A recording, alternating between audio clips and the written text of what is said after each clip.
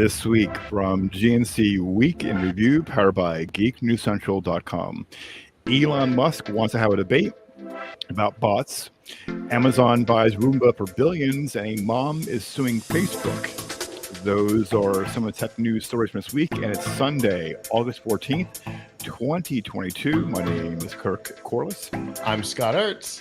And it's episode 106. Hold on, we got one more person down there. Oh, okay. I didn't know if we you got were a special episode. Yes, and this is Abram Pilch. Normally about 5 Live, but special guest today. All right. Is that good? I ruined it now. Let me start over. This is episode 106 of GNC Week in Review, proud partner of the Tech Podcast Network. If it's seconds here. Thank you so much for tuning in for this week's episode. We are live on gnc.com/live. So please be sure to say hello in chat or comment. Also be sure to like and subscribe to the GNC WIR channel on YouTube. If you missed a live video, you can always catch the replay later. If you are a listener, please be sure to subscribe podcasts we can find on the right-hand side column at gncweekly.com, be it Apple Podcasts, Google Podcasts, or your favorite podcast app.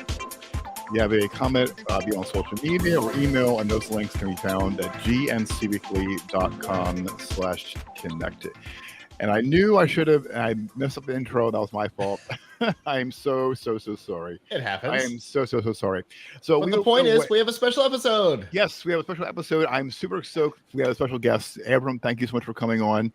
Awesome that you're on with us this evening on a special day. Usually our podcast weekly episodes are Friday evenings at 8 p.m. Eastern time.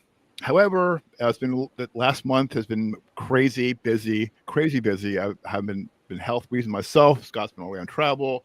July 4th holiday weekend. July 4th, it's all been bananas. So we are here back. Everything's slowly coming back to normal, so to speak. So Abram, so you're co-host of F5 Refreshing Technologies. You want to tell listeners a little about you and a little bit about yourself? Sure. So I've been working in technology journalism for a really long time. Let's say like a quarter century or so.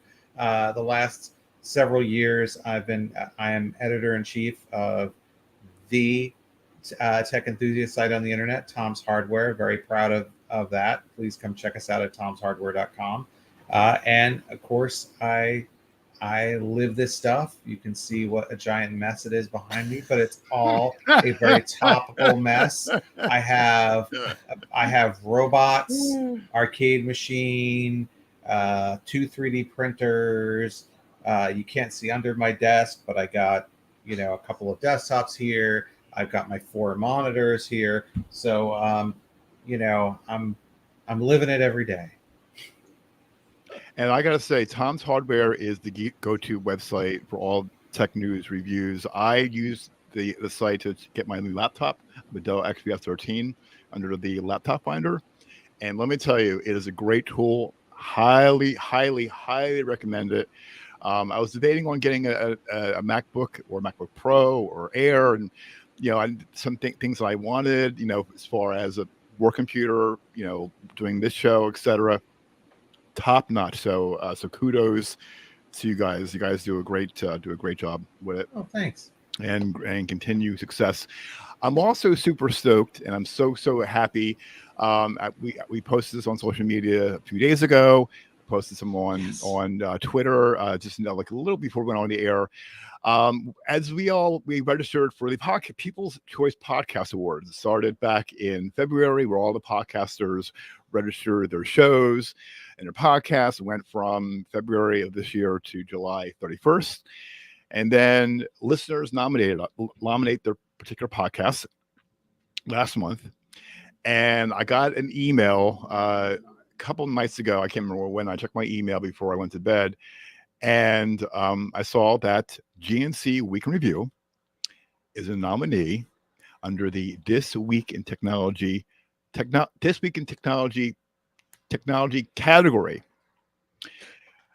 So that's technology too many times, but that's well, that's the name of the award. They're trying to get the point across. It's the tech category. Category. We lost Abram. Oh boy. Back. Okay.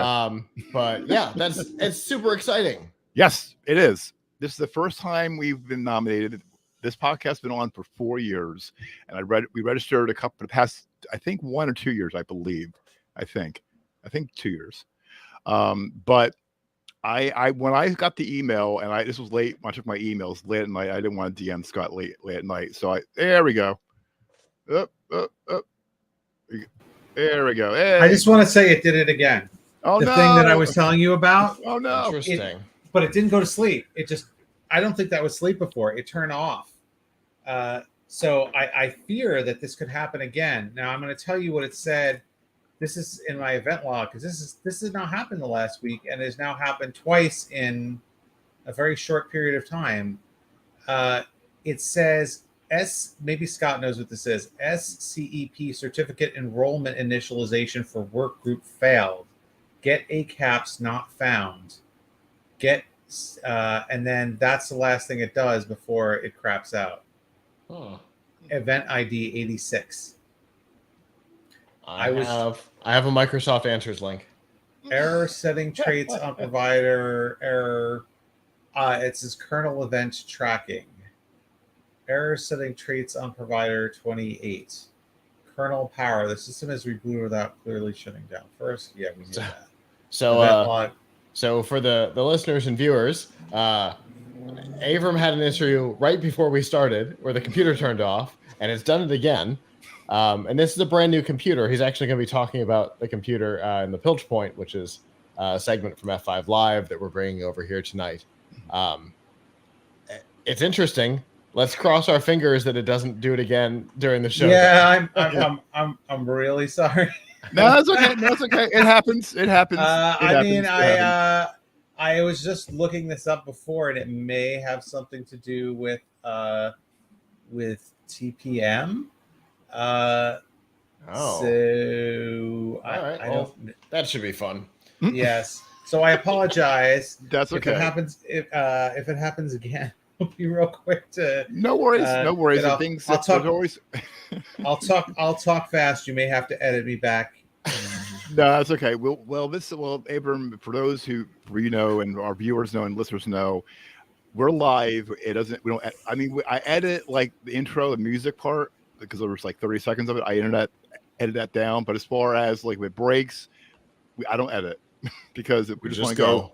We just go just like our show, Abram. We just go. Yeah. Okay. If it's too weird, we might cut something in the middle. I had such a stable computer for so many years, and now this new one, it was okay until today. And there's a funny part, because when we had Shannon Morse, who's a YouTuber, on our show a few months ago, and I was playing a video. I can't remember what the video was, but all of a sudden it crashed midway.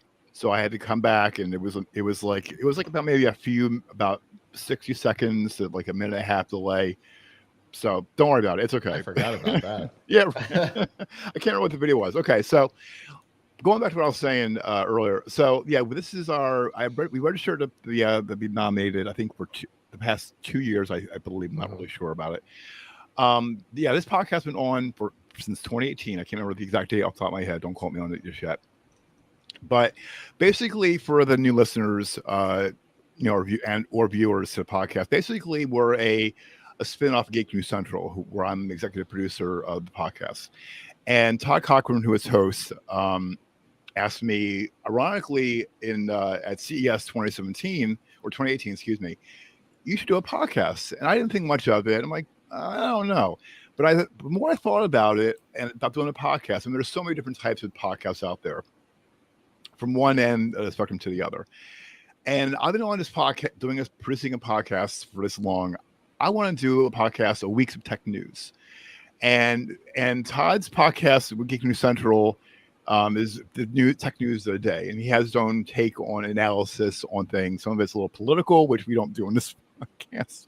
Right. But I want to and make it fun, not only informative in the news of the week, but also fun along the way. And you'll know Abram a little bit. It's called our "And Finally" segment, and basically little tease. It has to do with usually 99% of the time the odd stories of the week from the internet that you find across of it.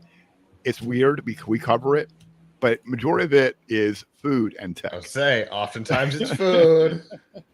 Oftentimes it's food. Like, for example, there's a story where a college student was doing a college paper, submitting it while eating a meatball sandwich. And as she was about to complete it or send it to a professor electronically, she deleted her paper, didn't save it.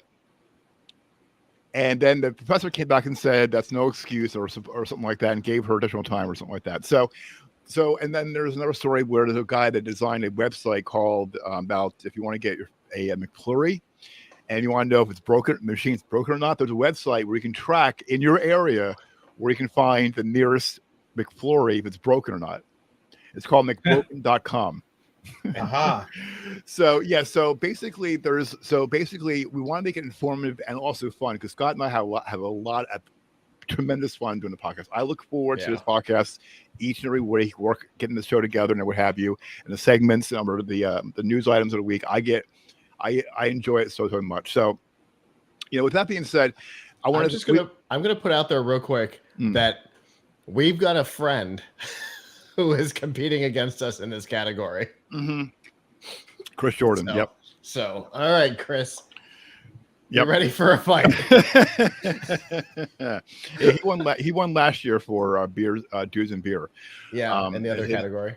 Yeah, in the other category. So, but yeah, we want to give our thanks to all the listeners and viewers that voted for us or nominated us to the podcast.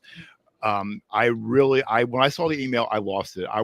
It was like such satisfaction to know that. See, and the podcast award been around for 17 years. Yeah, and our podcast to be part of this elite group of podcasts, and there's a lot of them that's out there. I mean, you name the podcast, you name the podcast, they won an award for it. Yeah, some really well-known like Twit, Daily Tech News Show, I believe. ESPN Fantasy Football. Yeah, and on and on and on. So it's like, to be a part of that group, and see it on the website. If you go to podcastawards.com, you'll see, and we lost Abram again. That's okay. We'll keep going. Okay, Abram's going to come back. Don't worry. So if you're watching live or listening right now on the audio feed, Abram dropped.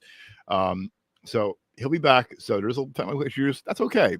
We're used to it. Either I'm tongue-tied or I can't speak or I can't find the script or what have you. Don't worry about it.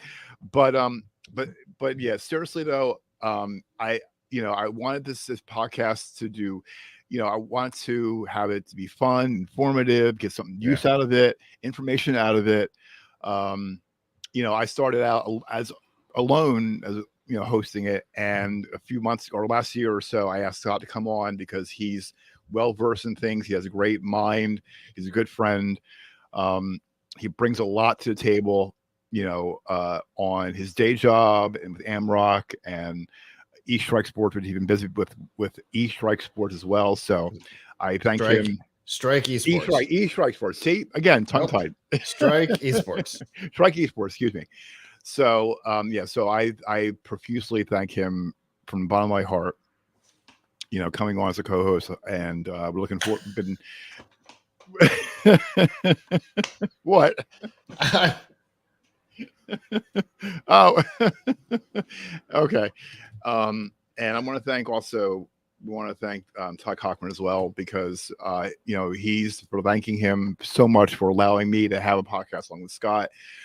Had his podcast on the Geek News Central homepage, being a part of Tech Podcast Network, which is a lot of fun. I'm looking forward to CES because registration for CES is coming. Oh, I can't. I'm so excited. I'm like giddy. I'm looking at my calendar. I'm looking at my booking everything. I'm got the finger on the button. So. But yeah, so we won't know who will win until September 30th for International Podcast Day. So I mentioned on the podcast on the social on Facebook and Twitter that I'm also here. We'll let you guys know if we win or not. But just to be a nominee is awesome. That I'm really stoked about it. And I'm definitely, and we have an opportunity to get a nominee award, which I'm ordering one for you and me, Scott. I'll make sure that I'm going to get both of us the nominee award, so we can probably display it on our. Really? Absolutely. I didn't know that was a thing. Yeah. When F5 Live was nominated, that was not a thing. I guess they changed it. I guess. Mm-hmm. I would like an award for 2009. Right. Right. Time ago. Right. I know. I mean, you're at, you guys are at like 6. What episode are you at now? Oh, I have no idea. 6 something. 6. I think we just finished the 20s or the 30s. So we're okay. It'll either be 630 or 640. Okay. So we're at episode 106 in 4 years. So, but even still though, I'm stoked. I mean, and we have a lot of great content. This podcast episode has been great. Had special guests on. Again, Shannon Morse was on. Chris Jordan was on. Abram is on as a special guest, which I wish. Sometimes we push him away. Right during the show. During the show, a bit of forced push. Right. We had special features on how to clean up your digital life. So we're definitely, I always say we're always looking for bigger and better things. We took a live look at CES last year. I took the camera out to show you where I was at the convention center. I was at the Win for Showstoppers, and speaking of that, Scott Abram's going to be on our end of the year show, where we're going to have Chris Jordan on. We're going to have Danielle Mendez on. Hopefully, fingers crossed, Chris Jordan's going to be on. Abram's going to be on as well for our interview episode. And usually, for those who are new as well, the past few years we've been breaking down, previewing CES, what we'll see, what we won't see, the good, bad, and the ugly. I'm super stoked for that as well. So, but more stuff's going to come. That more details about that later. But we're gonna still have tech news for the week. We'll definitely everything's back to normal. So we'll be Friday evenings going forward until God forbid something happens. But I am, again, it's awesome. So I'm happy. Like, my smile, if you guys are listening on the audio feed, I'm smiling from ear to ear. So that is it. Okay. All right. So let's jump in with the tech news for this week. And if Abram, I'm going to keep an eye on. I'm going to try to keep an eye on. I'm not going to lie. I'm going to go to this frame because the computer won't come back on. Okay. No worries. Okay. That's where we are right now. He let me know the computer's not powering on now. So okay. For right now, we'll go back to our normal 2 frame and see what happens. All right. No worries. Okay. All right, so let's jump in with tech news for this week. All right, now, in the never-ending tumultuous tales of Twitter and Elon Musk, now, since we've been away, there's been lots been happening, as we all know what's been going on. Now, Elon says he wants to buy Twitter, and he says he doesn't want to buy Twitter because of bots. Twitter's okay. Twitter says, okay, we'll see you in court. Elon says, fine, we'll go to court next year. Twitter says, oh, no, we're not. We're going to do that. We're going to go to court in October. Then he countersued. Now, within this past week, which is fascinating, he challenged the company's CEO, Parag Agrawal, to a, quote, public debate about fake accounts and spam in the midst of this legal battle over the $44 billion acquisition. In a series of tweets that Musk began posting just before 1 a.m. on Saturday, August 6th, he interacted with a fan. Who does that sound like? Right. He interacted with a fan who has summarized his accusations about Twitter, including that it was stonewalling him and giving him, quote, outdated data and a, quote, fake data set, when he asked the company for details about how it tabulates monthly daily active users and estimates for spam and bot accounts. He wrote, quote, good summing the problem. If Twitter simply provides a method of sampling 100 accounts and how they're confined to be real, the deal should proceed on original terms. However, if it turns out that the SEC filings are materially false, then it should not. Then, just after 9 a.m. last Saturday morning, he started a Twitter poll asking his followers to vote on whether, quote, less than 5% of Twitter daily users are fake or spam.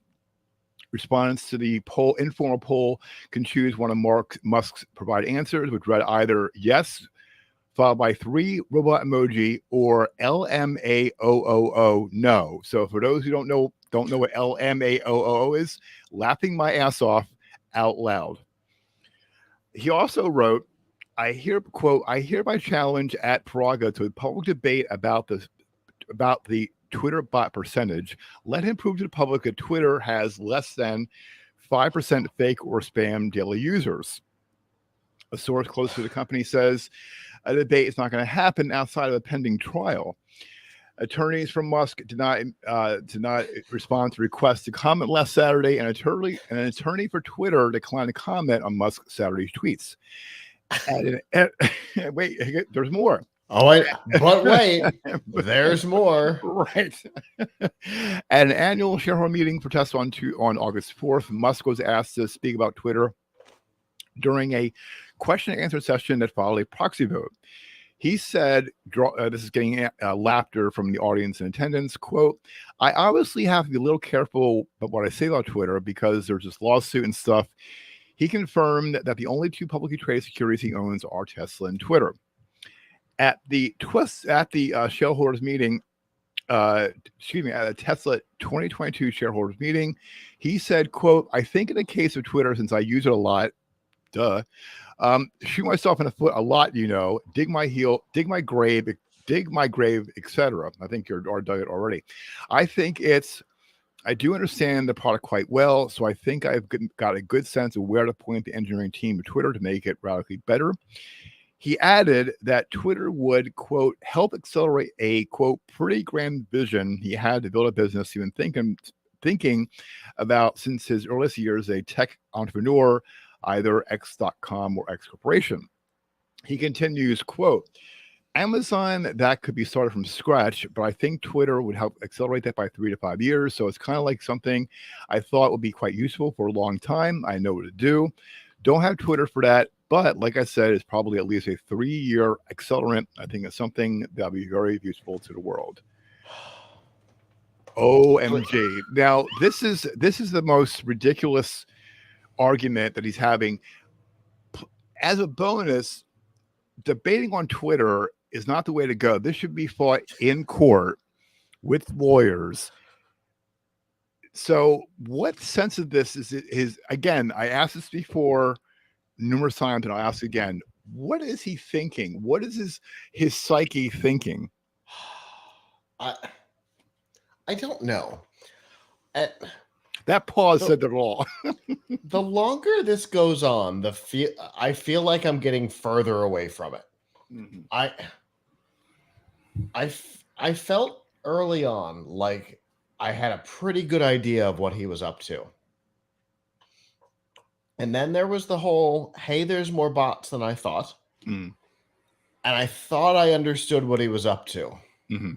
And then there was, I'm out. Mm-hmm. Right. Like, so in the beginning, I like 90%. I thought I knew what he was up to. Mm. I was about 75%. Then I'm out. I was about 65%. And at this point, I'm like,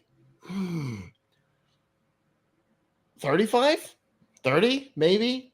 Best case scenario, 30% is how confident I am in understanding what's happening.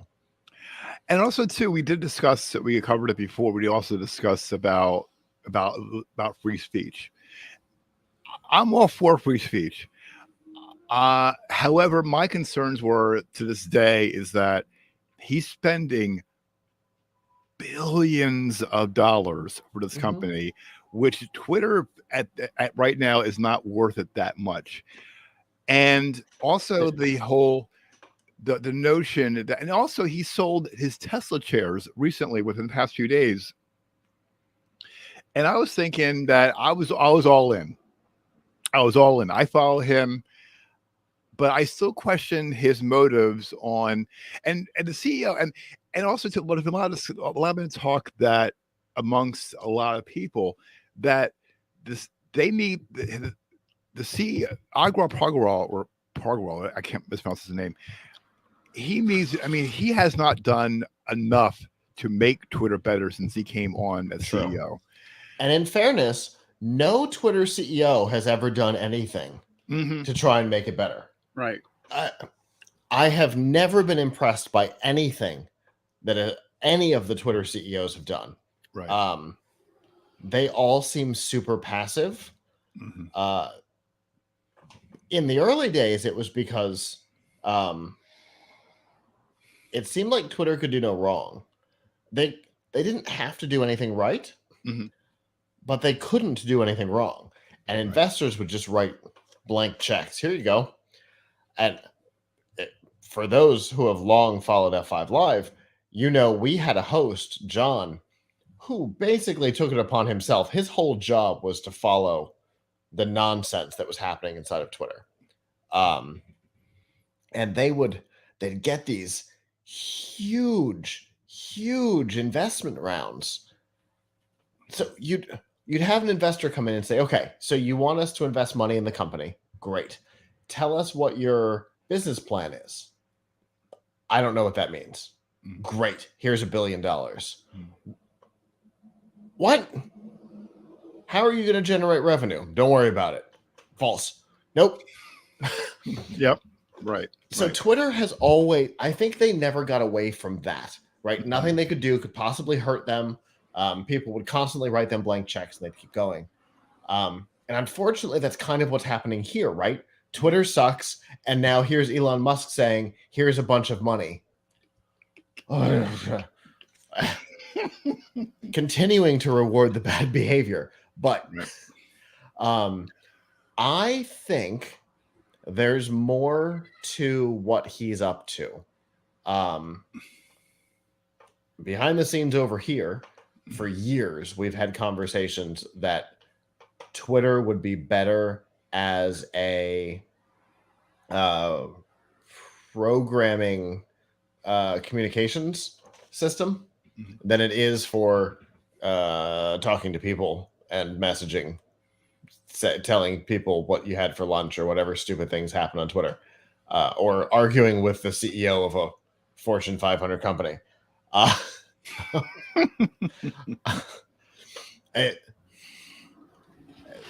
There are other interesting things, and I think that might be playing into his idea here, is the idea of using the technology to produce a system that would allow, because we've seen people use Twitter for this, and it's possible that there could be either a second version of it or some taking of the underlying technology to make it a way for computers and or robots to communicate with one another.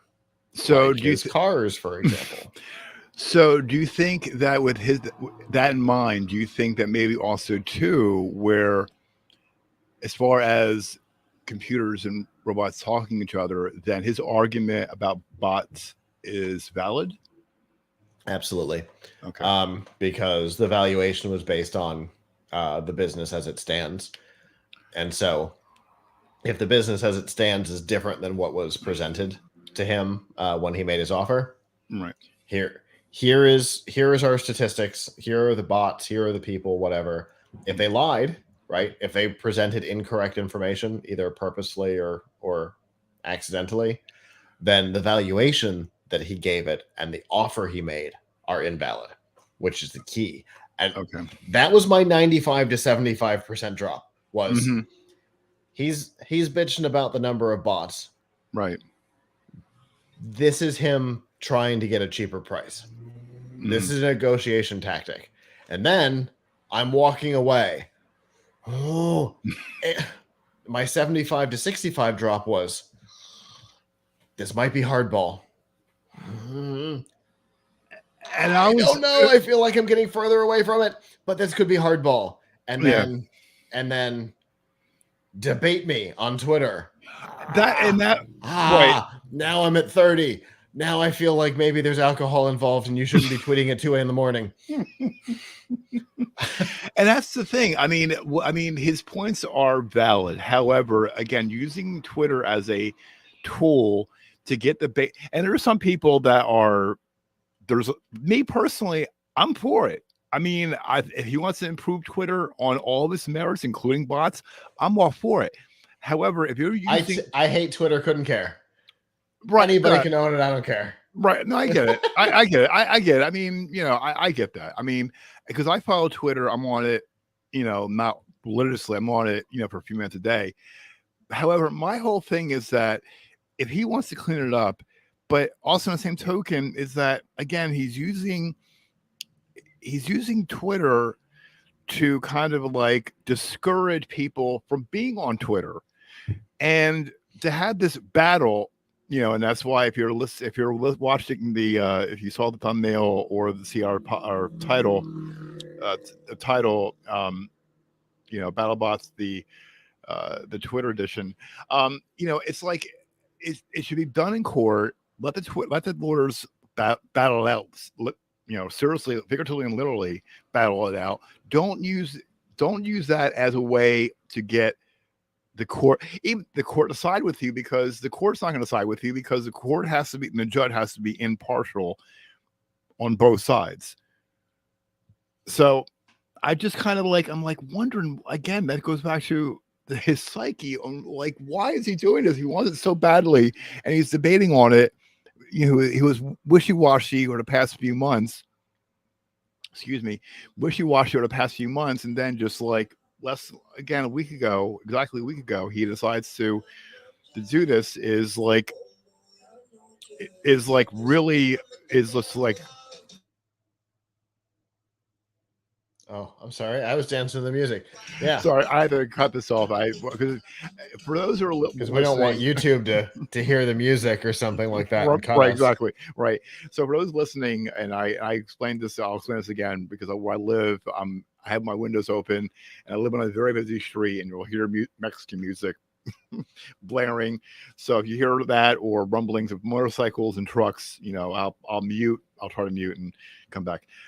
So I'm just so I'm still for it, but I have that doubt, so what's going to happen next. Here's the thing. I think trying to analyze Elon Musk's psyche is a direction that will lead to madness. I don't think that's a safe direction for you to go in general. Good point. And not to mention, if we analyze this ad nauseum, this podcast episode will be like a 2-hour. True. But in particular, the kind of person who buys an electric car company and looks at it and says, "You know what I see here? Roof tiles." That's not somebody that you can get into the mind of. Not safely. Right.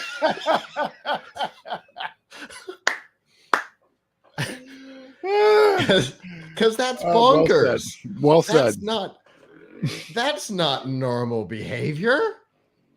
So I don't know. I don't think that's a path that you can go down. I don't think anyone wants to go down that rabbit hole, right, to be honest. Exactly. I don't think it's a direction that you can go and come back, with answers that make any sense, unless you've got quite the collection of degrees, and B, with information that's not going to scare you, because I think the kind of person who is able to make those bob and weave type things and see an electric car and go, roof tiles and a big battery in the garage. What? How did you? What? It's brilliant, but it's crazy. Right. And so I think trying to follow that path might not lead to somewhere that we could even understand.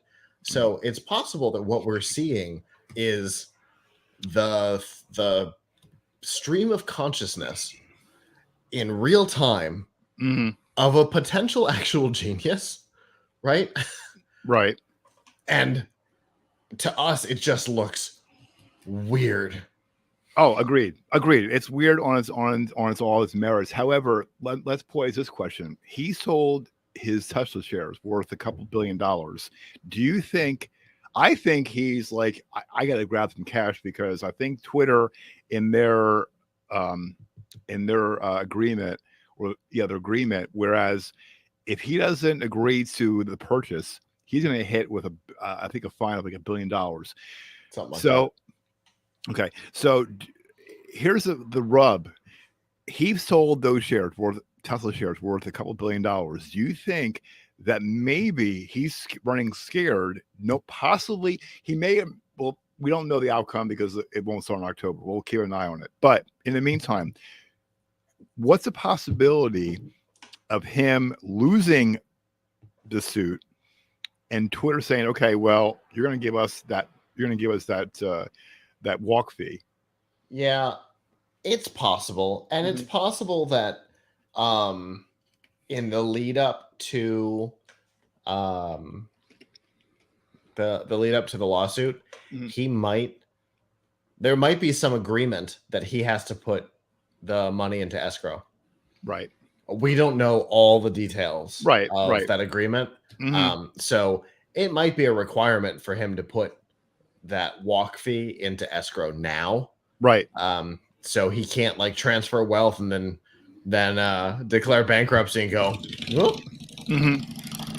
so it might be that. There's all kinds of reasons why that might happen. When I saw that news, that was the first thing I thought. He's running scared. He's thinking, "Oh crap, I'm going to possibly lose. Nothing's working out for me. I'm going to say, you know what, Twitter, here's that money for you. No hard feelings. I'm going to continue to bash you, but I'm just going to walk away, and here's the money for it." And sayonara. It's possible. My current theory is that he has to put the money into escrow leading into the lawsuit. That's my current feeling. Okay. It's based on what I know about what happened with AT&T and T-Mobile. Because there was also I think it was $1 billion walk fee on that one as well. And I think AT&T had to put money into escrow before they went to the regulators. Right. So it might be the same thing. All right, we'll see. And AT&T, and we have a story about AT&T coming up. So we'll see what happens. We'll keep an eye on things. And I said this before and I'll say it again. It's the gift, the Elon Musk gift. It keeps on giving for the past few episodes, and I'm loving it. Just the best. I mean, we stopped covering it on F5 Live because of how much fun I've had here. Yep. That Avram and I decided, no more Twitter on F5 Live. We'll bring it up. We'll say, "Hey, did you hear about what happened with Twitter?" Yeah. Go listen to GNC Week in Review. Yeah. Because we covered it over there. Yeah. Because it's been too much fun here having that conversation. It is. It still is. And again, so we'll keep an eye on it in the coming days and months to come. All right. Next, speaking of buying things, Amazon is acquiring iRobot for $61 a share in an all-cash deal that values the Roomba maker at $1.7 billion. This was announced. Just as a note, if we take inflation out of the equation, that is more than Google paid for YouTube. Continue. Interesting. Okay, didn't know that. All right. Dave Limp, awesome name. I apologize. We talked about this last week on F5 Live. Didn't know that name. Continue. Okay. So again, so the people's names is like funny to me, and I have I am so sad about our loss of our favorite person over Warner Media. Oh, right. We're not gonna. I'm gonna lose it in a second. Don't even say the name. If you want to say a name, I'll still lose it. Dave Limp. Okay. All right. So going back to Dave Limp. Keep saying it. I'm sorry. That's gonna be my text tone for you. I'm gonna cut that out of this episode. That's going to be my text tone for you. Okay. I'll post it on the website. It could be everybody's text tone if they want it. Okay. Continue. Dave Limp, Amazon, who is Amazon's hardware devices chief, said in a statement, quote, over many years, the iRobot team has proven its ability to reinvent how people clean with products that are incredibly practical and inventive, from cleaning when and where customers want while avoiding common obstacles in the home to automatically emptying the collection bin. Customers love iRobot products. And I'm excited to work with the iRobot team to invent in ways that make customers' lives easier and more enjoyable. For those who don't know about iRobot, they were founded in 1990 by Massachusetts Institute of Technology Robotics.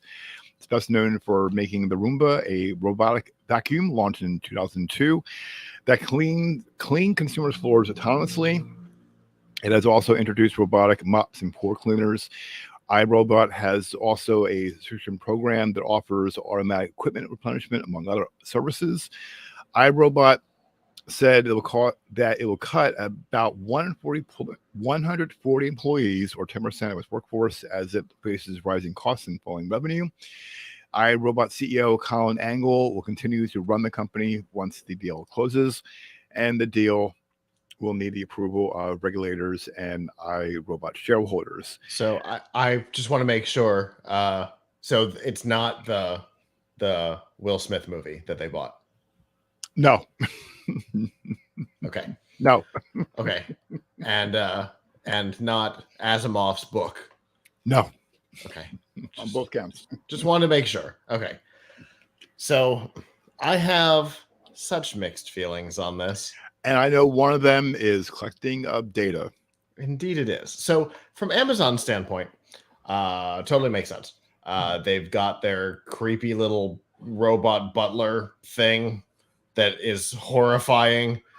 And obviously that's supposed to be the first product in a line of what I hope will not continue to be horrifying little gremlin robots.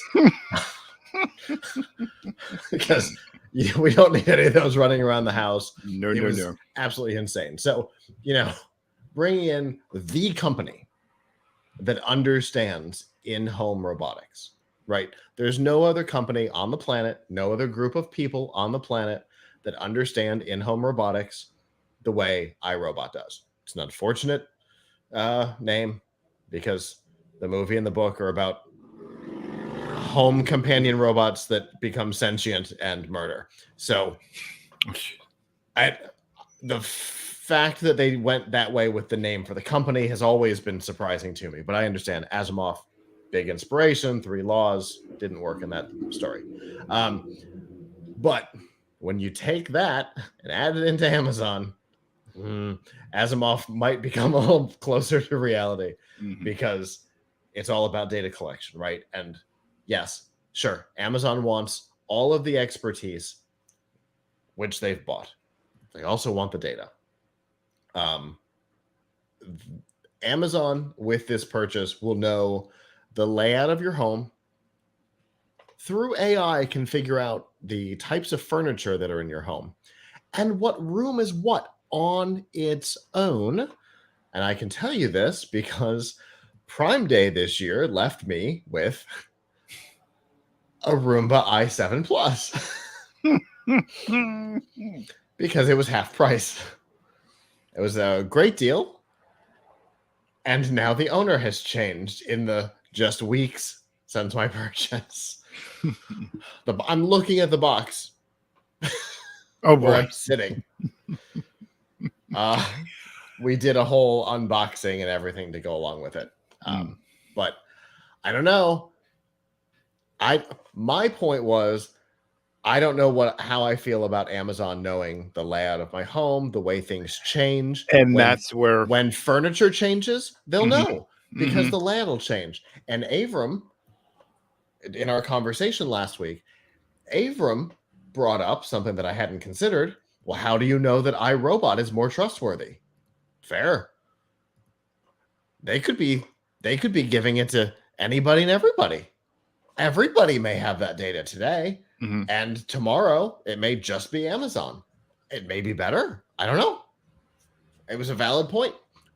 They're not a very transparent corporation right now.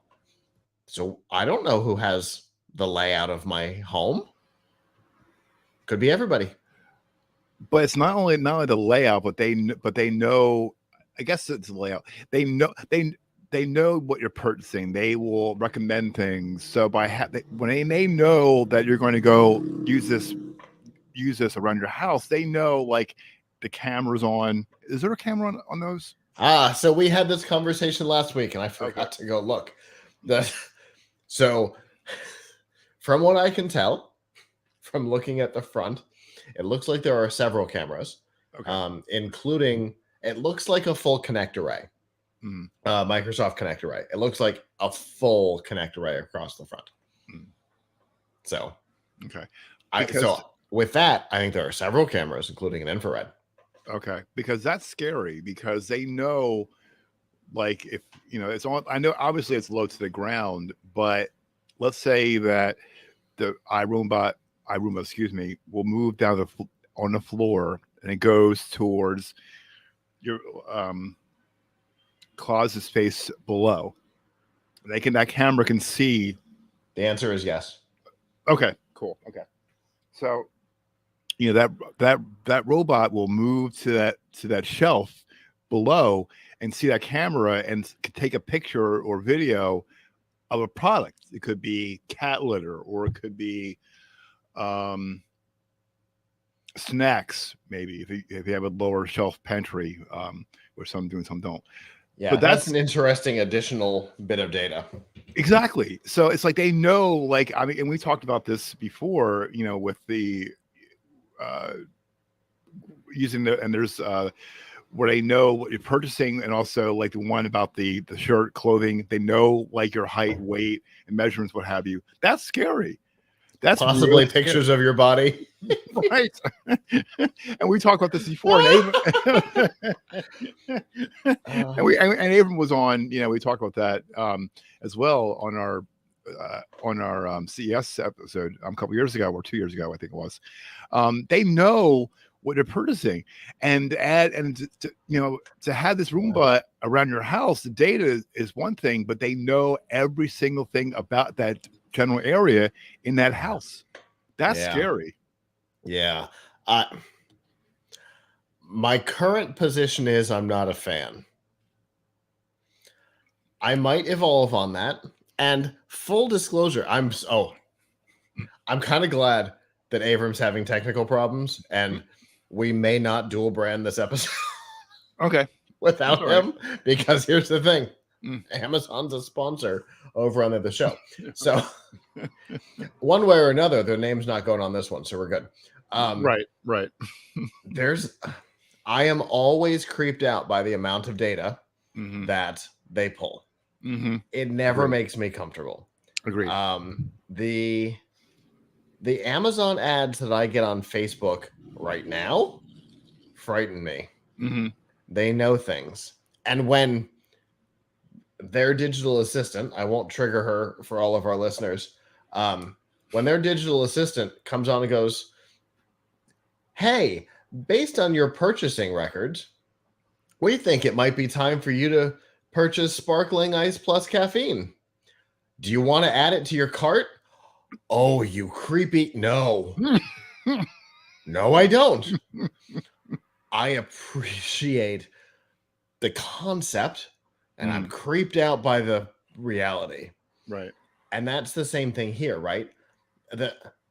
There's a lot of interesting stuff that theoretically comes out of Amazon buying iRobot. Maybe their next little gremlin won't be quite so creepy. Right. I don't remember what it's called, but that's what it's going to be now. Maybe the next one won't be so creepy. Right. Maybe it'll work better, because I haven't heard a whole lot of good things about it. Yeah. But also, they've got a camera walking around my house. There's a reason why.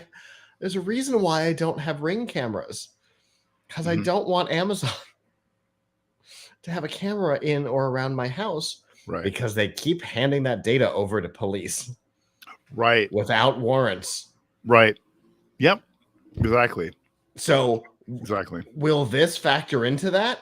Is this stupid little thing going to be part of the neighborhood or whatever stupid thing they call it, where it shares your internet with people you don't know?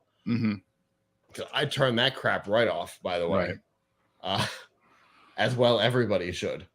Yeah, I'm with you on the creep factor, but also too is that I know for me, I wouldn't. I know my family wouldn't either, and also, when I was working from home, they were asking, was working from home, and now working in my building now, they have cameras on our monitors. And I'm like, there is absolutely no, they'll say, oh, don't worry about it. You can always cover it and cover the microphone and the camera. Absolutely not. No, I could not. No, I mean, God forbid. I'd be playing pranks on the people who might be watching the cameras. It would backfire on them with me right away, because I'm going to put it on a different screen. There you go. I got 6 of them out in mission control, and I got 4 of them in here. 5 with this. They are not getting my best. No, I know you. I know you will. Trust me. But yeah, but as far as the creep factor on so many different facets, not only collecting the data, but also too is that, and an example with police getting the camera footage, what's to say that they're going to get, God forbid something happens, a crime is committed, what's to say they're going to use the Roomba's camera and or audio as well? So interesting that you say that. We learned during this scenario that originally Amazon had said that the Echo devices were not recording, except when you said her name and the thing that came after it. And then there was a murder in a house that was close to an Echo device, and they were able to identify the killer because, it turned out they were recording everything. And they had a full recording of what had happened in that house for hours, and they turned it all over to police. Thank goodness they caught the killer. However, Amazon had a full recording, and they had to come out and say, oh yeah, by the way, that whole thing, that wasn't accurate. We record everything. Uh-oh. Wow. Yeah. Not ideal. Yeah. Not ideal. No. So I think this is scary times, and data. I mean, data is king. We know that. There was a product that we were asked to build, and an investor said, well, we could monetize that concept through this and this and this and this and this.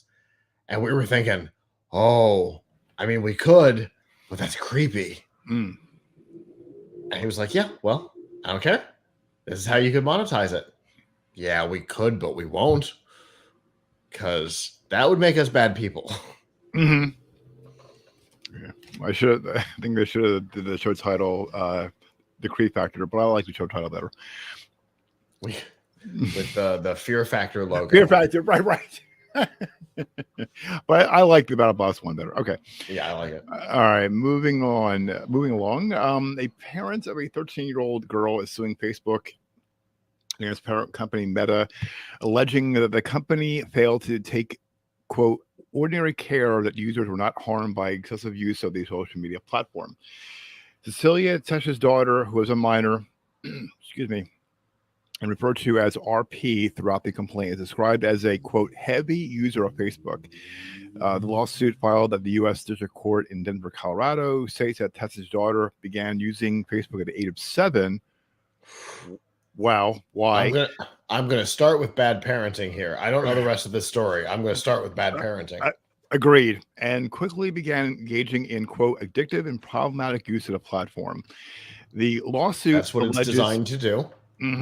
The lawsuit alleges that RP's interest in other activities declined and her sleep suffered due to, quote, constant notifications from the social media app. You do know that you can turn them off. I manage the social media for like a dozen different organizations, and I have all notifications turned off. But you're still getting them? No, I turn them all off. Oh, okay. Because I don't want them. I don't want to go down this road. Tasha's complaint alleges that the content shown to RP on Facebook and the recommendations made by the app led her to developing issues such as, quote, body dysmorphia, eating disorder, self-harm, self-anxiety, depression, and a decrease in motivation to do schoolwork or socialize with their family and peers. A representative from Meta did not immediately respond to Business Insider requests for comment on lawsuit. Meta, quote, designed, the lawsuit claims, Meta, quote, designed Facebook to allow children and adolescents to use, become addicted to, and abuse their product without the consent of the user's parents, adding that the plaintiffs believe Facebook age verifications are, quote, weak. The lawsuit also accuses the company of knowingly exploiting, quote, vulnerable users to drive profit. A, I agree this is bad parenting. B, Facebook is addicting, yes. However, I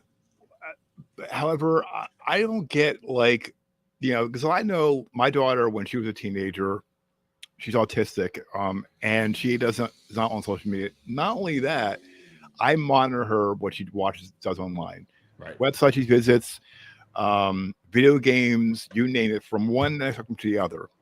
I watch her, and she has a problem. She comes to me, and we look at it. So one thing is parental control is paramount.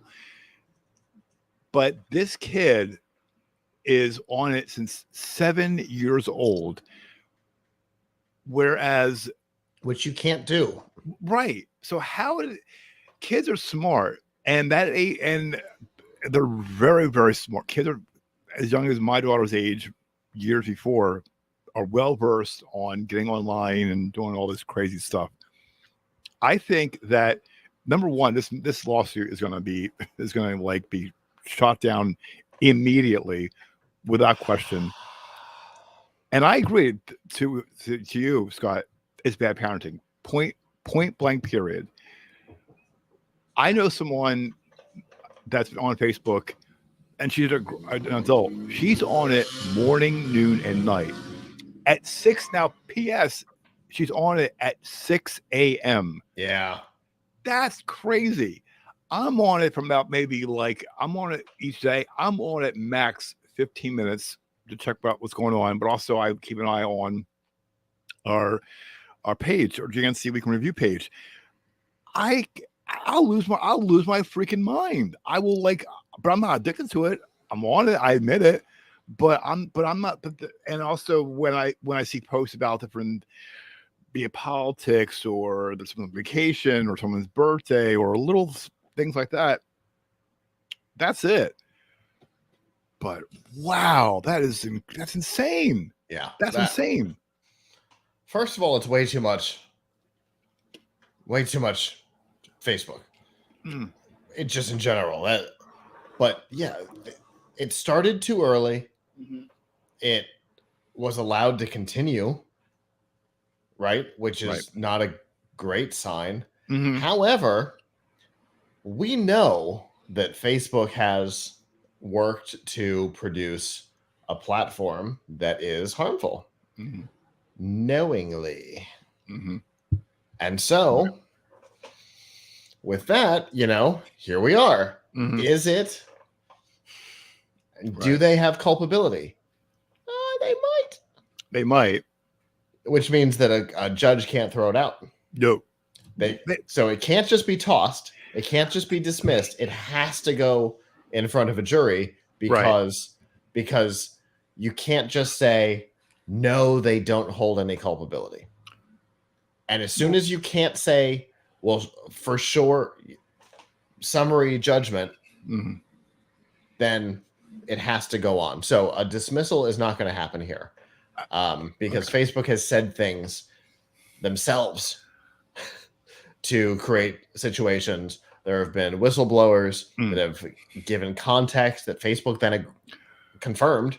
So there's no way this gets just tossed Okay. So it comes down to can an attorney convince, a box of 12 people that Facebook is responsible for what happened? Mm-hmm. It's a high bar, Mm-hmm.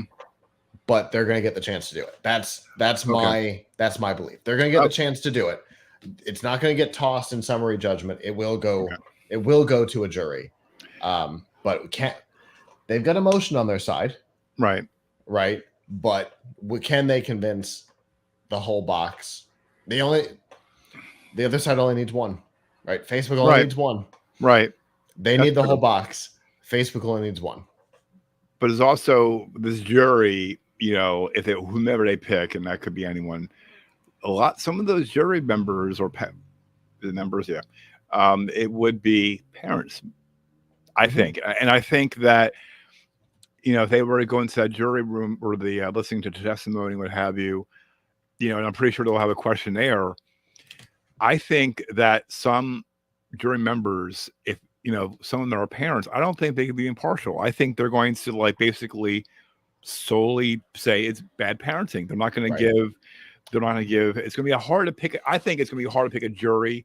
If it's not going to be thrown out, I think it's going to be hard to pick a jury. When it's interesting because the way you went with that is the opposite of the way I went. When you said there's going to be parents, my first thought was they're going to side with the parents, and say that it's Facebook's fault. The other direction. So, So literally, the two of us went the two different directions with it.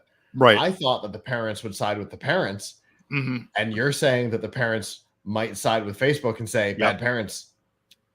See? Everything's up in the air. If you and I heard the same three words and went different directions with it, I don't know. It's gonna be interesting. Facebook, in this case, Facebook has the easier job, right? Because their defense, they only need one. They only need one to say, no, it's not their fault. Because it has to be unanimous. Otherwise, it's either a hung jury or it's a mistrial. So Facebook has the easy task here. And that's what I was thinking too. That's where you're just you just called it out, a mistrial, where they're going to and I think that, and also too about the different various issues back in the day, when kids, kids were bullied, and also when it comes to, I just saw it a second ago. Let me just bring it back up here about body dysmorphia, eating disorder. A lot of the magazines, girls reading 17 magazine, and they had all those models, and all these girls want to look pretty, and look like them, causing them to have eating disorders and self-doubt and things of that nature. That's been going like that way before Facebook, and it was for social issues, way before. So I think that that Facebook is going to use that argument is we're not new. Exactly. Yeah. Exactly. I think that they're going to use that argument, but also they're going to, call out the mom and said, well, you should have better care, keep an eye more on your kid. Than because she wasn't allowed to use it until 13. Exactly. Right. No parental consent can change that. Right. Yep. So it's going to be interesting for sure. I think there's enough stuff to get past summary. But I mean, like I said, Facebook's got the easier task here. They just need one. Right. The offense, prosecution? Yep. They're both defense, but the other side is offense or prosecution. Sorry. So prosecution went football, and I don't like football. So the prosecution has a much harder task. They've got to convince everybody. Everybody's got to say, yes, Facebook is responsible. It couldn't possibly have been magazine that she picked up, or right? Because right. look Well, at that's why. Well, look that's at. what they're going to bring up. That's what they're going. I think that's what they're going to bring up. They're going to look at all these magazines. However, Hmm. right? Big Tobacco did that for years and finally lost because the right attorney took the case. Right. And you know, the whole, well, did your father ever live in a house with radon?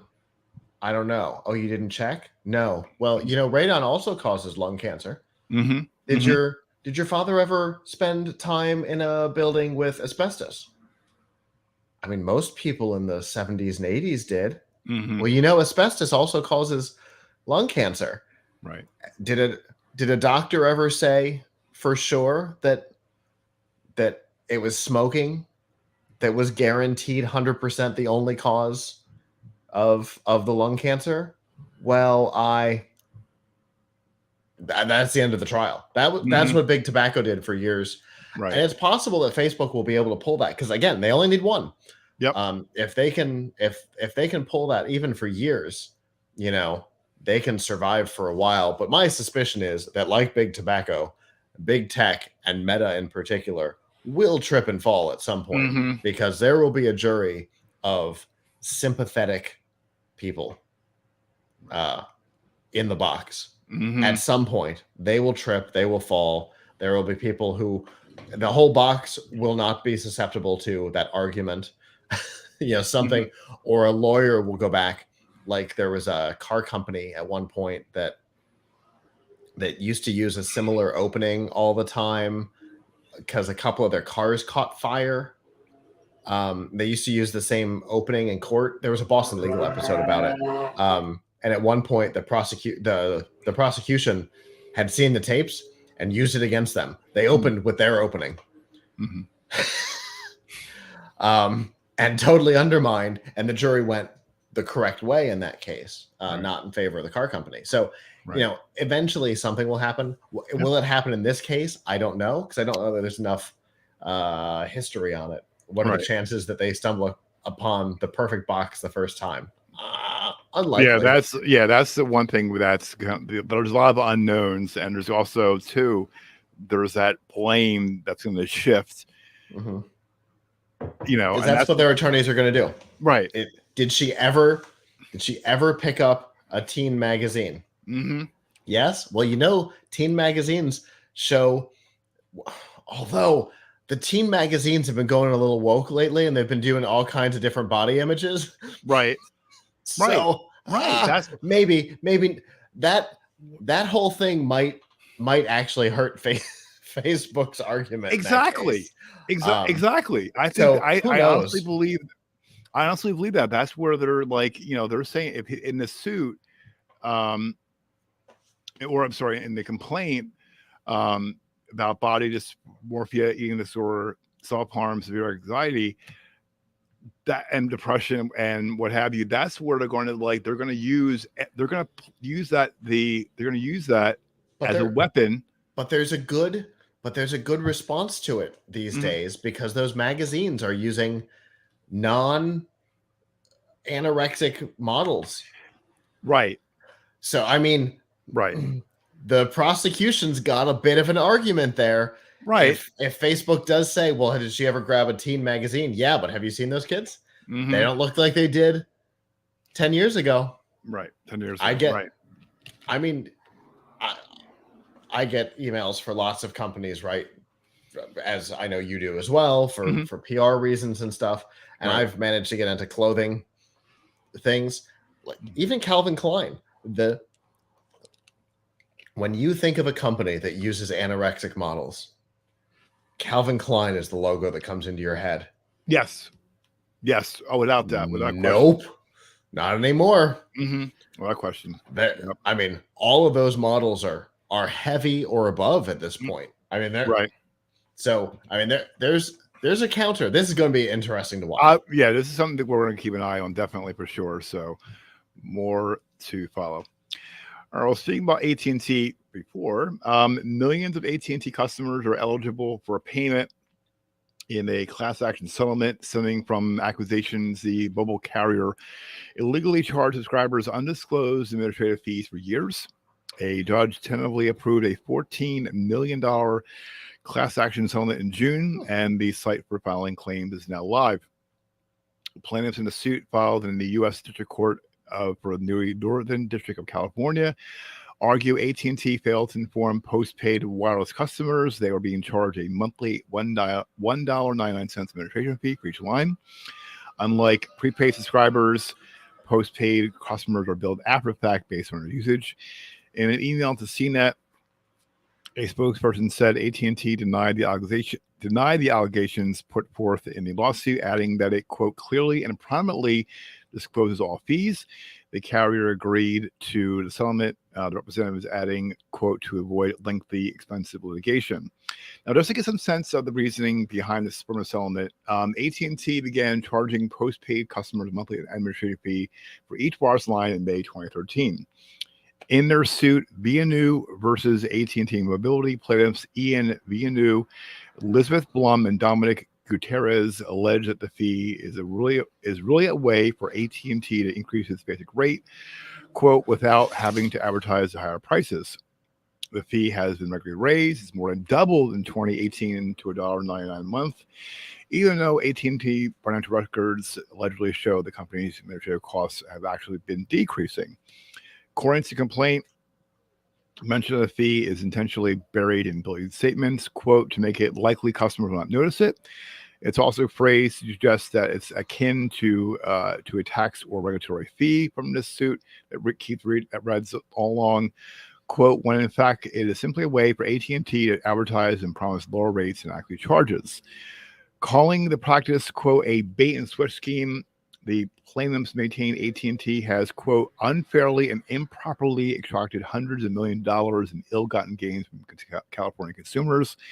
Their complaint accuses the carrier of violating several California statutes regarding unfair, unlawful, and fraudulent business practices, as well as, quote, the implied covenant of good faith and fair dealing.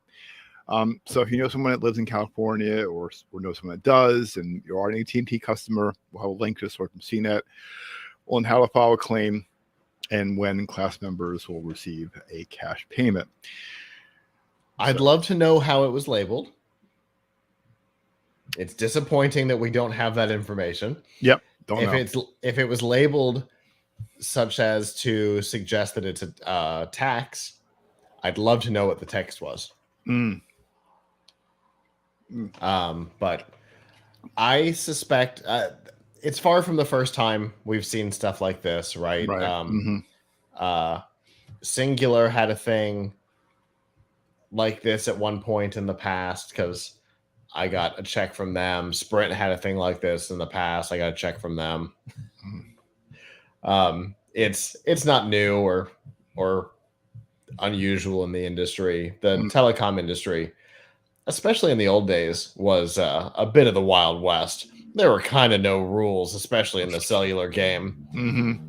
Yep. You'd see fees and stuff on there. But what does this mean? Don't worry about it. Just pay it and keep going. What? No. What is it? I don't know. And I think too. And I always recommend, the company I work for, I recommend look at every single fee, every single one of them. If you're not sure about the fee, ask. Nothing wrong with asking. You'll get an answer, but which kills me, Verizon Wireless.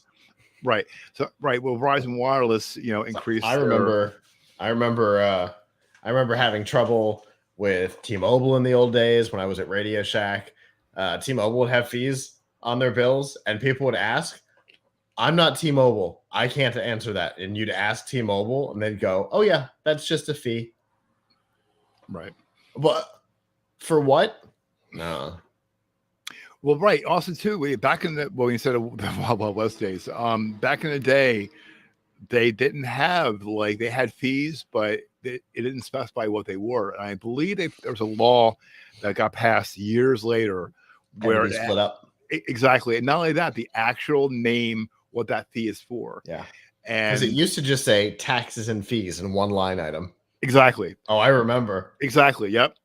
Exactly. But now everything's listed, and especially for landline, where the one fee is for Lifeline, and that's been in the books for decades, where there's like administrative fees, and part of that fee is for Lifeline, for government assistance fee, I think it is, or some weird name I can't remember on the top of my head. I'll have to look it up.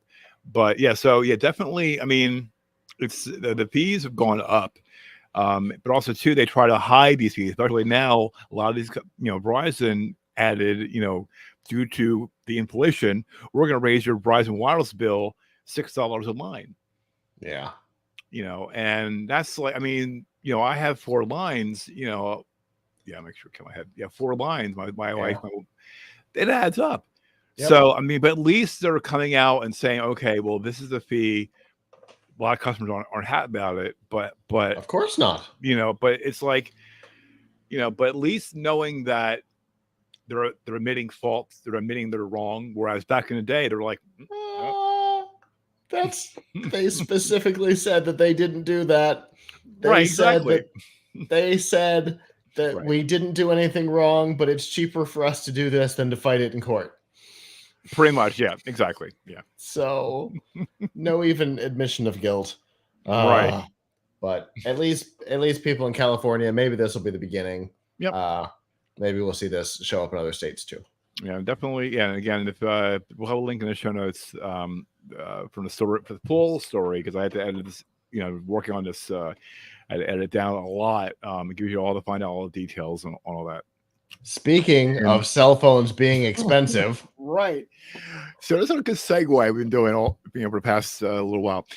Apple could make the upcoming iPhone more expensive than the iPhone 13. This is from Apple analyst Ming-Chi Kuo, who I love as an analyst who checks things out. He believes that the average selling price of the combined iPhone 14 lineup may increase by 15%. When compared to the iPhone 13 lineup. Now, for reference, the standard iPhone 13 model starts at $799 with carrier discounts, while the Pro and Pro Max models bumps that price up to $999 and $1,999 respectively. While Code doesn't say price predictions for these devices, he thinks that the average selling price of the iPhone 14 lineup, Pro models included, could hover around $1,000 to $1,050. He's blaming the increase on a potentially more expensive iPhone Pro and Pro Max, as well as a, quote, higher shipment proportion. In June, Wedbush Securities analyst Dave Ives told The Sun that he expects the iPhone 14 to cost $100 more than iPhone 13 due to price increases affecting the global supply chain. Meanwhile, a rumor from Korean leaker Lanzuk suggests that Apple will only raise the price of Pro models, not the basic iPhone 14. They're saying that the base iPhone 14 is expected to come with an improved 48 megapixel camera and a selfie camera with autofocus. The iPhone 14 Pro and Pro Max models are rumored to get the bulk of upgrades. It's also saying that the Pro and Pro Max may ditch the notch that houses the front-facing camera in favor of a pill-shaped hole punch cutout, coming equipped with the new A16 chip, and support an always-on display. So that's interesting. Yeah, and my whole thing is, I know we talked about this, we covered this before. It's like a lot of the newer iPhones have come out aren't like the wow factor. It's basically a little bit of bump in the specs, maybe shaving off a little bit of the base or the camera improvement. Nothing really spectacular. Yeah, incremental, exactly. So basically, and they're using the supply chain. I think personally, they're using the supply chain issues as an excuse. Possibly. The fact that TSCM, C. Abram, sometimes I can get it the first time. TSCM is, so they're building out and they're trying to diversify their manufacturing, right? A lot of semiconductor manufacturing is going up in cost because, you know, there's a $3 billion foundry going in Arizona and a $5 billion foundry going in Ohio and a $4 billion foundry going in Berlin, somewhere in Germany. You know, it's a lot of investment, partially because there's the possibility that Taiwan doesn't exist by the time this gets published. Right. And so I don't know. It's been a weird year. So, you know, all of that comes together to create a scenario where the cost is going up on chips. So that might be a problem. That's probably their biggest problem in this case. Right. So some of it might be that, and some of it might be cover. Mm-hmm. And some of it might be that, you know, they're not Sony. They don't own the Carl Zeiss infrastructure. Mm-hmm. So putting a better camera on might cost them more than it would for, say, Sony or Nokia, right? So maybe there is going to be an increase that we don't know about that is going to cost more. I don't know. But the thing that worries me about all this is the numbers don't work. So if you take the 3 models of iPhone 13 and add them together and get the average and then add 15%, it's closer to 1,200. It's like 11. No, it was 11. It's over 1,100. Mm-hmm. 1110, not between 1,000 and 1,050. Right. So that's not 15%. So the numbers aren't adding up. So that worries me a little bit on the prediction. Normally the math has to add up for me to give it a lot of credence. So I guess we'll see. Yeah. And my whole thing is, I think, is that, and I know there's Apple fanboys out there. God bless you. You know, but is it? Or not. Right. But I know. Come at me. My Twitter handle's right there. I'm fine with it. Right. I've been checking one throughout the show. Okay. But I mean, but again, is it really? But again, with these incremental improvements, which quite honestly isn't much, is it? I think there's a debate: is it worth that amount of money for an iPhone? I am a bleeding edge tech person. Oh, and absolutely. I don't have the latest one because there was no difference. Mm-hmm. I've got latest versions of Android phones out on the desk in Mission Control, and I have kept them up to date. Right. But I didn't with this because there was literally no difference between the 12 and the 13. Well, I have the Google Pixel 6 Pro. I got it and I was like, it was a major improvement from their previous ones. That's why I got it. So if I see major improvements on the Google Pixel, because I know the Pixel Pro 7 is coming out, if I see a major improvement in the phone size, OS, chips, Nintendo chip, etc., yes, I will buy it. But if it's a small incremental things, absolutely not. And I wouldn't justify paying that much money for it. Absolutely not. There's no way. Yeah, I couldn't do it. In this particular case, I've been happy to stay with the same device. Granted, the radios are failing again, which is a problem I continuously have with Apple devices. But other than that, there was there was no reason for me to upgrade.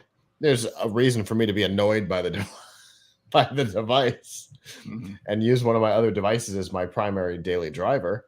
But yeah, there was no reason to get the newest. And who knows? It might go again. We might go another gen.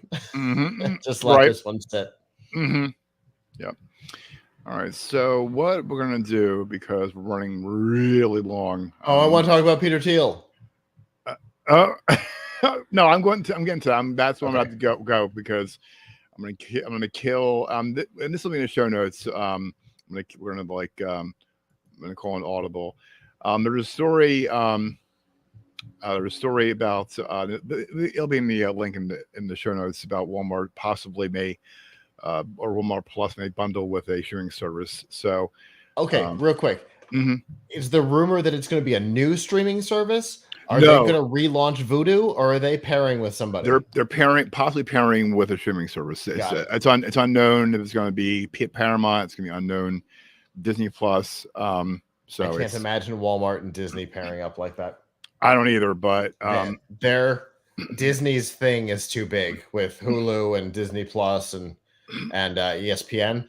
I think that's too big of business for them. Maybe Warner Brothers Discovery with Discovery Plus, since HBO Max is going away. Right. They're going the wrong direction. Right. And there's another topic. We'll if it comes up this week, we'll look into it. Okay. All right. So next up, if you're looking for love and you're a conservative, there's a dating app in the works. The Right Stuff, great name. It's a fantastic name. I'm on the website. I've been watching the loop video for a little while now. Okay.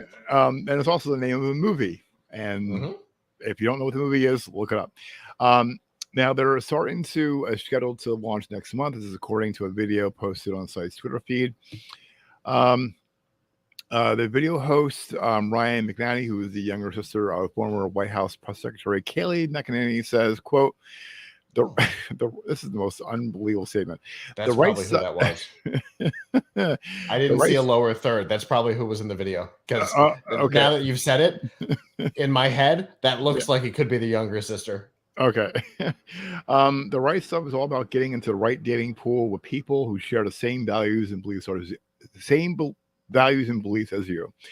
In February, this is where Scott was alluding to, the New York Times reported Peter Thiel, the Silicon Valley billionaire entrepreneur and PayPal co-founder, who is also advisor to former President Donald Trump, had invested in a company building the app.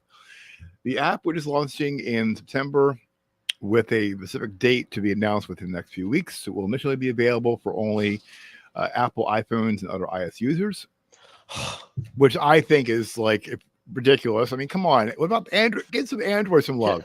Yeah. Okay. So years ago, I had a friend who always used to say that you could always tell a progressive because they had an iPhone, they drove a Volkswagen, and they drank Pepsi. Okay. So with that said, I think you've gone the wrong way, guys. Right. Absolutely. So hopefully they'll bring Android. Users of the Right Stuff will find it familiar and similar to other dating apps in that it lets you look and like profiles of other people.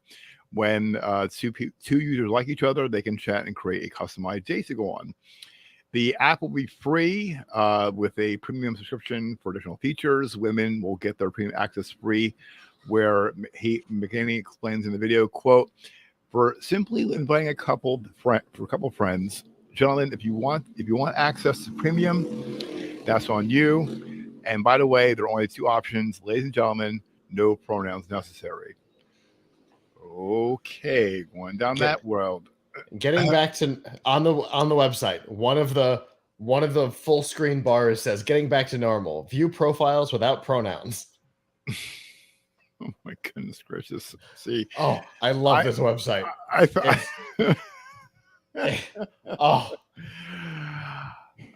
find this so wrong and yet so wrong.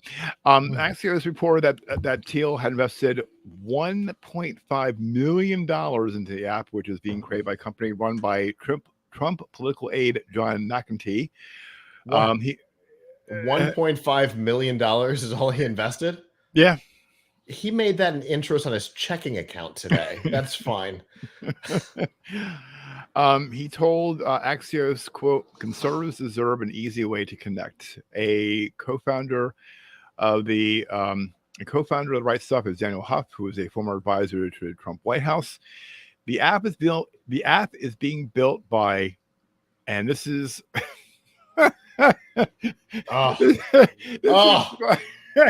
I didn't see this until just now. This is the actual name. This is no joke, and I cannot believe that this company has this name, Naked Development. This is again, this goes so wrong on so many levels. They're an app developer and a creative agency with offices in Irvine, California, and Austin, Texas. Company founder and CEO John Ruskell said in a YouTube video posted in May, quote, what's happening is people in generally not very much on the conservative side of dating apps, and so people are finding this to be a big problem. Some people will want to be in on this. Now, if you don't know, there's other conservative dating apps. There's Writer, Donald Daters. I've never heard of any of these. And Donald Daters, because here's the thing, that could also be a dating site for people who like Donald Duck. Wait, it could be a Disney dating app. I'm gonna see if I can find it, and while I look at this, I'm on it. You are okay. Now there's also a dating app, Bumble, that does include political leanings as a filter.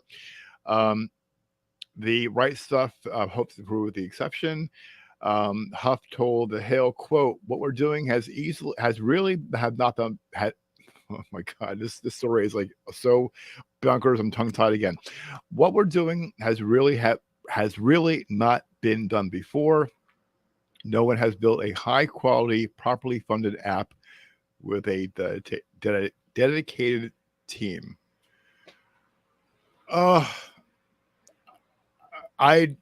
see when I was working on the lineup, you know, I was trying to our podcast we're not politically focused. We question government's motives. We question both sides of the aisle.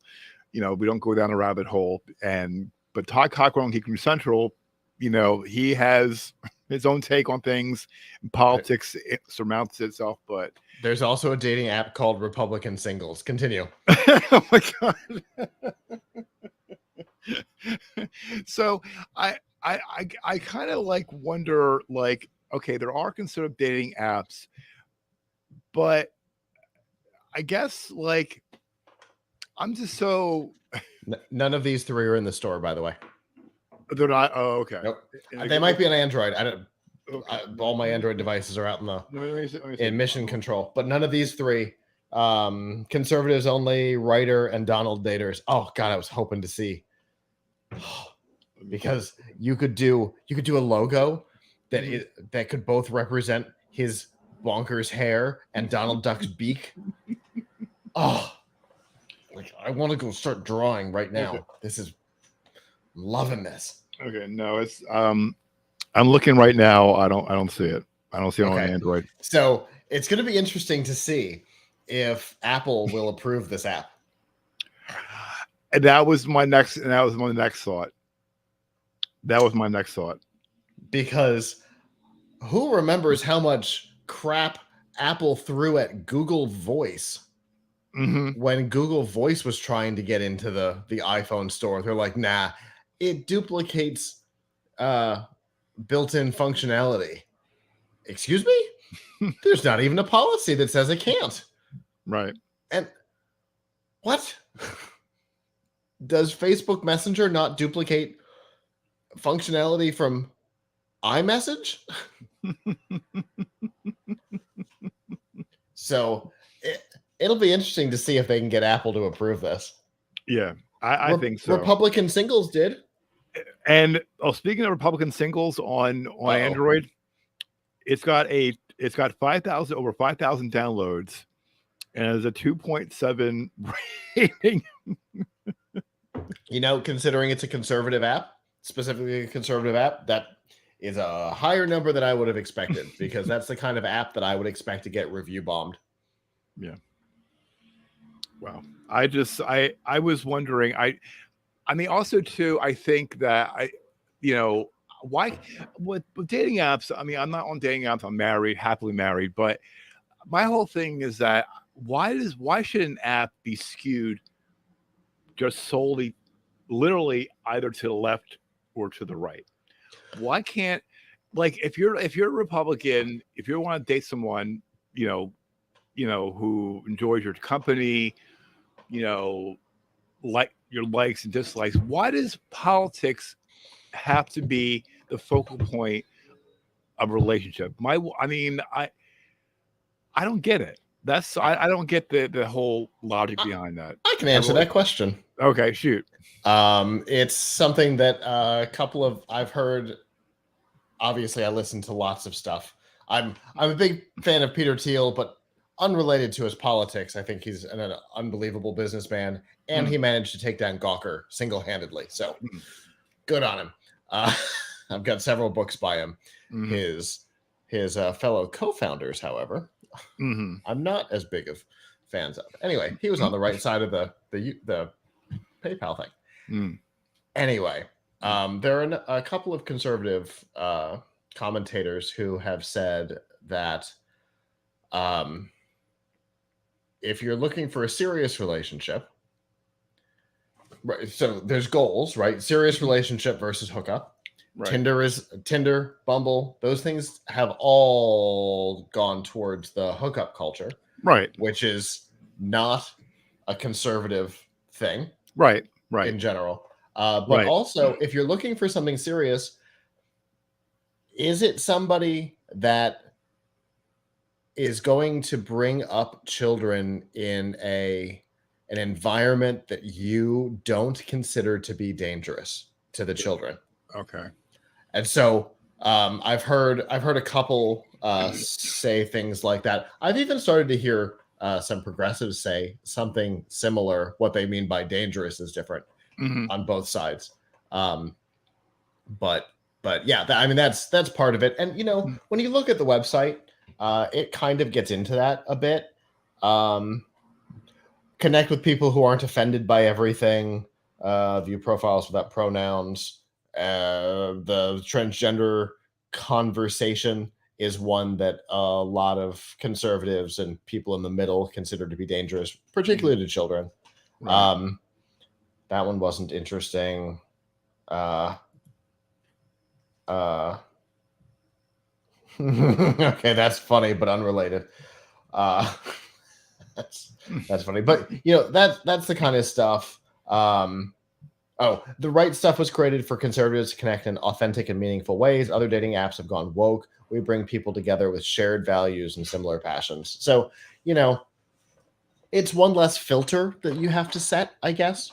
On Bumble, there's a filter, but how many conservatives, how many people who want to start a traditional American family are on Bumble? Less, because it's mostly about sex these days. So, at the very least, this is saying we're looking at this from a traditional family values perspective, is more what they're trying to say here. Okay. Donald daters, those are that's a platform for Donald Duck adherents. They wear the hat and everything. It's working out. This couldn't have gone better. Thank you, guys. But it sounds like this is more about like people who want to start a traditional American family. Okay. So I can see that. I can see where that comes from. Okay. Fair enough. You're filtering out one type of thing that worries you. Yeah, I just think right off the top. I mean, it's great. I mean, I think it's great that like there's apps for different purposes. Dating apps, same thing as well. I just think that if I want to go out on go on a dating app, and if I see their profile on their likes and dislikes, I'll respond. But there's also a difference of opinion too. I mean, because there's a lot of soft language, let's say, on dating profiles. Nobody starts their profile. Well, I mean, this might not be true. I haven't been on a dating app in a while, but and the culture has changed significantly since the top of the year. But last I checked, nobody started their dating profiles with F the police and burn the patriarchy, right? Right. Eat the rich. You don't usually see, an AOC level comment like that on somebody's dating profile. Right. I mean, you might see the blue hair and go, okay, I know what you're about. I got it. But they don't usually come at you. Right. It's soft language. It's, I'm a strong woman. Well, what does that mean? Mm-hmm. I go down so many different ways. Right. Are you like an independent person who believes in the strength of an individual, or are you eat the patriarchy? What does that mean, right? At least this filters some of that out. Here's the problem. I guarantee one person's going to slip through. Mm-hmm. Somebody's going to figure it out. They're going to slip through, because it's invite only, by the way. Right. Yep. To try and avoid that. But somebody's going to slip through, and then Antifa's going to get in. Yep. And this thing's going to burn like Seattle. Right. So I don't know. Freedom of association, an open marketplace. I'm good with it.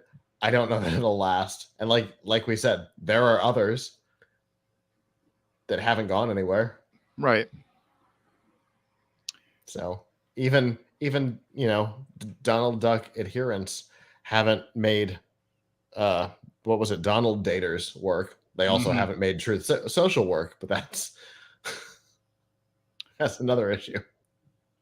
Well, man, I've been looking at their Twitter account, and one responded, "Hello, will the app report to my parents if I have premarital relations?" Okay. So I guess someone's gonna, like, when you say that, we're already there. We're already with people trolling the network. Yeah. So when you say someone's trying to get in, that comment kind of proves your point. Yeah. And so they're already trolling the social media. They're going to get onto the platform. Yeah. Oh, there's going to have to be a really, really strong moderation for this thing to have any chance of success. Yeah. And even then, strong moderation is not something that is generally accepted by the right. Yep. So, exactly. So this is something, and this is something I'm kind of curious to what's going to happen next. So we'll. I've already put in a request to join. All right. Well, when you, awesome. Okay, so when you get, I will not be the ones for Peter Thiel or whoever might be listening. I am not gonna let Antifa in. No, I'm not a danger. All right, it's fine. I'm going to ask you to keep an eye on it, and I want you to report back, and I'm making sure I make a note of it. Report back on Friday what happens. When does it launch again? I'm sorry. Yeah, it's September. So you got time. As soon as I've got it, okay, come back. Cool. Awesome. Okay. And finally, I'm so bummed that Abram cannot be on. So we'll definitely, you know what we'll do? Maybe we'll see if we can have him come on Friday's episode this week. We'll see what we can do. Okay, cool. All right. If not, then, he'll be on, soon, near future, but definitely he'll be on. He did say he'll be on our end of the year show in December. So Definitely check out Tom's Hardware. His Twitter handle is Geek in Chief. Is that right? That's correct. Okay, cool. So definitely check out Tom's Hardware. Great website to check out. Tech news, reviews, etc. And also definitely, want to check out Laptop Finder on the site as well. Highly recommend it. I'll throw this up. That's all the Tom's Hardware places that you can go to follow what they do. Cool. Excellent. That's the contact screen from the Pilch Point. Cool. Excellent. All right. And finally, this week or tonight, we all know the fall's coming, and we see Starbucks with their pumpkin spice lattes or pumpkin cream nitro cold. And I cannot believe this exists. Starbucks salted caramel mocha flavored. Ugh, okay. So now mocha flavored what? Mocha flavored. That's the name of it. Starbucks salted caramel or caramel mocha flavored. That's the name of the coffee, I think it is. Oh, so it's a drink. It's a drink, yeah. That's not because that's not enough information. It's a coffee. Starbucks salted caramel mocha flavored something. Yeah, it's a coffee. Okay. All right. Now, the question is, what are all the fall foods that are out there? What can be found to snack on? But even better, how would you like not only to taste fall foods, but also get paid for it? Website Finance Buzz. We know I'm always in for that. Website Finance Buzz says it wants to, quote, help shoppers get the best fall finds while spending less on groceries. As a result, Finance Buzz says it's searching for someone to taste and evaluate all the fall-inspired foods at Trader Joe's. The person. I love this idea. Oh my god! The person will use their expertise to help give shoppers valuable recommendations. Finance Buzz also says, as the quote official pumpkin spice pundit. Great title. Oh, that should have been a show title. The lucky winner will go on a shopping spree and eat their way through Trader Joe's seasonal selections. Oh, nope, I'm not going to say it. Continue. Okay. Finance Buzz says the pumpkin, quote, the pumpkin spice pundit we paid $1,000 for efforts and send a $500 gift card to cover their costs of their shopping spree. So if anyone's out there listening or watching, we'll have a link in the show notes about the story. Somebody who has always had a desire for diabetes. There you go. And the story that has the application form, when you go to that page, it'll have the form be on the Finance Buzz website. So, and I was see when I was working. I'm going to give you guys behind the scenes on our last segment because I wanted to, and there's a story, and I should have put it in. I was going to add this as a twofer. There was a guy, this is no joke, where this guy smuggled in drugs in a prison using a drone, and he got 5 years in prison for various charges, including 5 years of not having an airman certificate. And so, but this was better. Hold on. So, one of the punishments, I'm still wrapping my head around what you just said. Okay.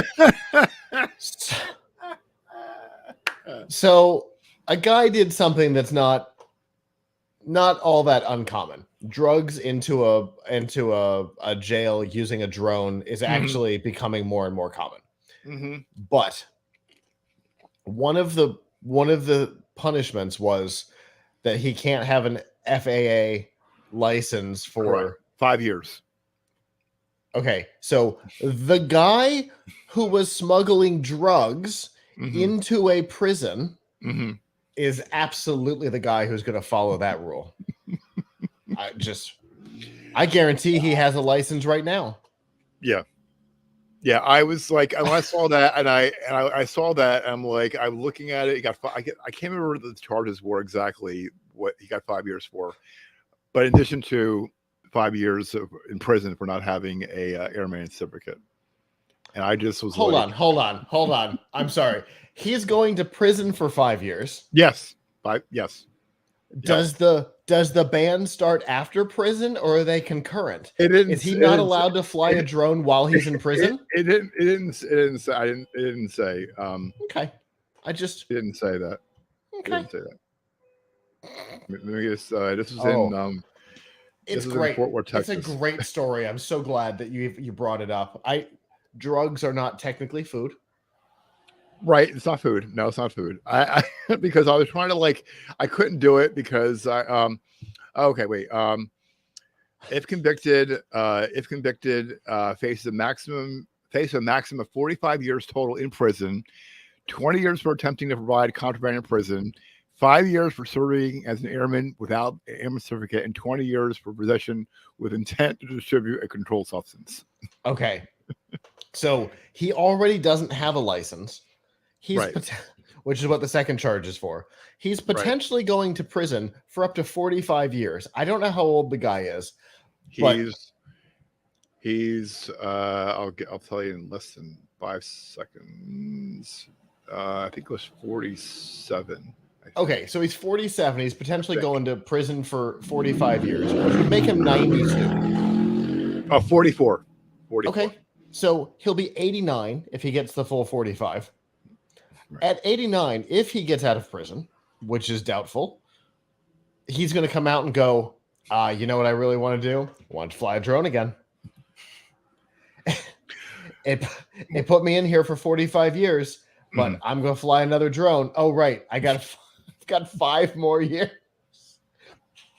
But by that time, everybody being flying taxis and flying cars. It's the dumbest thing that I know. I'm focusing on the wrong part of this. Right. But a 5-year ban on flying a drone is the dumbest part of the whole thing. Right. Oh my goodness. I should have I was debating. I hope it's concurrent. What I'm going to do, that's what I was like. I was debating on it because I was debating on putting that in and or as a twofer. And the Halloween diabetes story is fine. Okay. That's good. Okay. That's ridiculous. And I love when there's a company's like, here's $1,000 to go do a silly thing. Right. Those are always fun. Right. I've signed up for a couple of them. I won't be signing up for the Halloween diabetes challenge. Yeah, but that's insane. Yeah, Where's your next TikTok challenge, guys? The Halloween diabetes challenge. There you go. Let's go eat all the fall things at Trader Joe's and try not to die. Yeah, I had to mention it because again, behind the scenes, like I said, majority of our and finally segments is about food and tech in some way. That one I was like, well, it's not food, and I figured I'd change it up, but I'm like, I was going to do it as a twofer. But I was thinking, we're going to be running really, really long. So. You do ingest it, so it's food enough. That's